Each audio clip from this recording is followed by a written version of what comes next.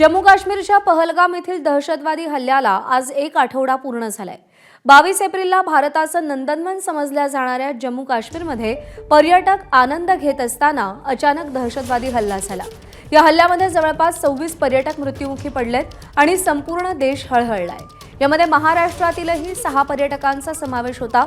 लष्कर-ए-तोयबाच्या TRF या संघटनेनं हा हल्ला घडवून आणलाय। या हल्ल्यानंतर संपूर्ण देश पेटून उठलाय।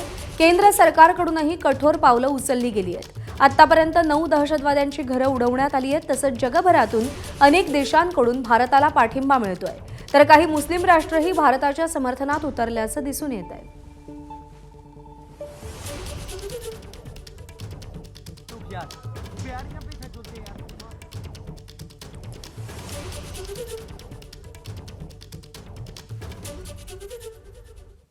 तर पहलगाम हल्ल्याला आज एक आठवडा पूर्ण झालाय आणि या हल्ल्याचा नेमका घटनाक्रम काय होता आपण पाहूया। 22 एप्रिलला पहलगाम इथे लष्कर-ए-तोयबाच्या TRF दहशतवादी संघटनेनं पर्यटकांवर हल्ला केला। हल्ल्यामध्ये 26 पर्यटकांचा दुर्दैवी मृत्यू झाला, तर अनेक जण जखमी झाले। पर्यटकांना नाव विचारून आणि त्यांनी कलमा न वाचल्यानं गोळ्या घातल्याचा दावा करण्यात आला।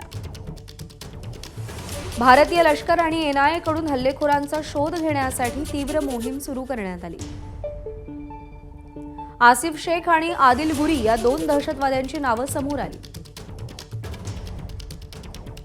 पंतप्रधान मोदी सौदी अरब दौरा अर्धवट सोडून दिल्लीला परत आले। अनेक सुरक्षा विभागाच्या बैठका घेत घटनेचा आढावा घेण्यात आला। केंद्रीय गृहमंत्री अमित शाह तातडीनं जम्मू काश्मीरला रवाना झाले आणि स्थानिक प्रशासनासोबत त्यांनी बैठक घेतली। अमेरिकेचे राष्ट्राध्यक्ष ट्रम्प आणि इस्रायलचे पंतप्रधान नेतन्याहूंनी भारताला पाठिंबा दिला। पाकिस्तानच्या लष्कर प्रमुखांनी 18 एप्रिलला जे भाषण केलं होतं ते हल्ल्याचं कारण मानलं गेलं। काश्मीरमध्ये जिहाद आणि डेमोग्राफी बदलण्याचा भारताचा प्रयत्न आहे असं भाषणात वक्तव्य केलं गेलं होतं। पाकिस्तानचे पंतप्रधान शहबाज शरीफ यांनी 24 एप्रिलला नॅशनल सिक्युरिटी कमिटीची बैठक घेतली। भारताकडून कठोर पावलं उचलत सिंधू जलकरार रद्द करण्यात आला। पाकिस्तानी नागरिकांचे व्हिसा रद्द करण्यात आले। दूतावासासह अटारी वाघा सीमा तपासणी नाका बंद करण्यात आला। पाकिस्तानी नागरिकांना 48 तासात भारत सोडण्याचे आदेश देण्यात आले। जम्मू काश्मीर प्रशासनानं 24 तास हेल्प डेस्क उपलब्ध करून दिली।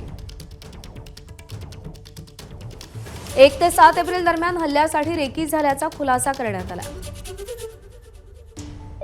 हल्ल्यातील एका दहशतवाद्याचा फोटो समोर आला। सशस्त्र दलांचा गणवेश घालून हल्ला झाल्याचं उघड झालंय।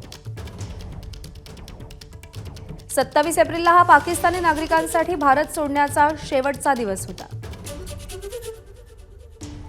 हल्ल्याला 2006 नंतरचा सर्वात मोठा दहशतवादी हल्ला मानला गेलाय।